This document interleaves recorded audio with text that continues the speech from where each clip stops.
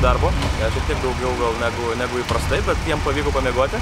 Geroji dalis ta, kad bivakas šiandien niekur nevažiuoja, mes nakvojom 2 nakvynės šiandien, tai pasilikės. Greičio ruožas tikrai bus labai sudėtingas ir pagal sudėtingumą, pagal navigaciją gali būti, kad tai vienas sudėtingiausių Dakaro greičio ruožų.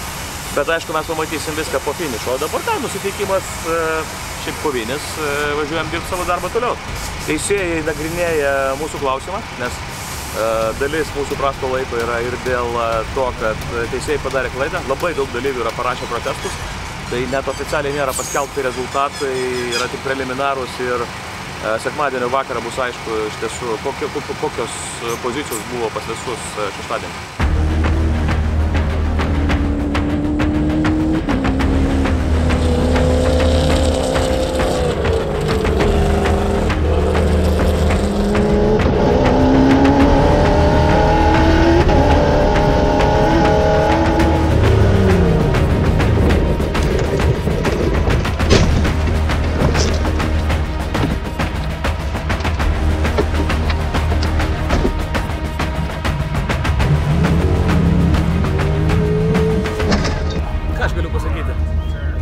Vienoje iš kopų buvom gal kokį porą kilometrų per greitį, tai teko nukristi žemyn.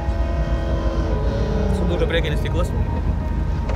Per priekinį stiklą nelabai matėsi, bandėm važiuoti su sudūžusiu priekiniu stiklu, bet tada keletą kartų užklimpom beviltiškai, nes nieko nematai.